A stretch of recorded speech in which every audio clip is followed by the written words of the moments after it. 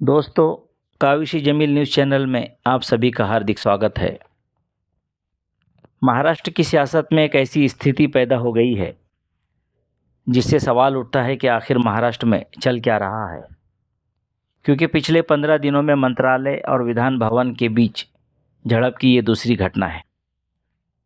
सबसे पहले एक विधायक ने मंत्रालय के एक कैंटीन कर्मचारी की पिटाई कर दी थी। मामला था घटिया खाना परोसने का। और उसके बाद अब बीजेपी विधायक गोपीचंद पडलकर और शरद पवार गट के विधायक जितेंद्र आव्हाड के कार्यकर्ताओं के बीच झड़प देखने को मिली।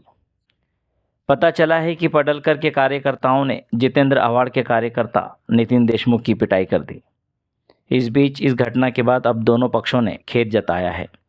क्योंकि ये घटना विधानसभा परिसर में हुई है, इसलिए विधानसभा अध्यक्ष राहुल नार्वेकर ने सख्त कार्रवाई का आश्वासन भी दिया है। बता दें कि बुधवार को जितेंद्र आव्हाड और गोपीचंद पडलकर के बीच तीखी बहस हुई। दोनों नेता विधान भवन के दरवाजे पर भिड़ गए। दोनों नेताओं ने एक दूसरे को गालियां भी दी। उसके बाद कल दोनों नेताओं के समर्थक भिड़ गए।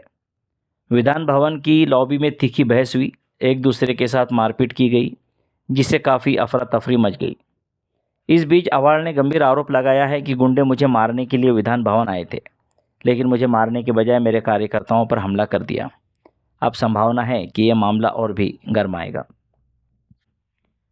दोस्तों, विधान भवन एक ऐसी जगह है जहां कायदे कानून बनाए जाते हैं, जहां जनता के हित के फैसले लिए जाते हैं। अब वहां गुंडागर्दी हो रही है। अब विधान भवन में सत्ताधारी और विरोधियों के बीच तीखी बहस देखने को मिलती है। कोई भी जनता के हित वाले मुद्दों पर गंभीर नहीं है।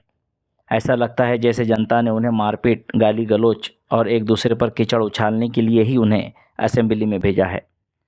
कुछ दिनों के लिए अधिवेशन चलता है और जहां उन्हें जनता के लिए अच्छे फैसले लेने होते हैं, जनता के हित की बात तो दूर, वहां सारा समय लड़ाई झगड़े में निकल जाता है।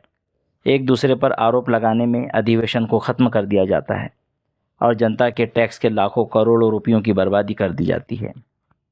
आप सभी से सवाल है कि क्या इसी तरह महाराष्ट्र की जनता का भला होगा? अपनी राय कमेंट में ज़रूर बताएं और साथ ही काविशी जमील न्यूज़ चैनल को सब्सक्राइब करना ना भूलें।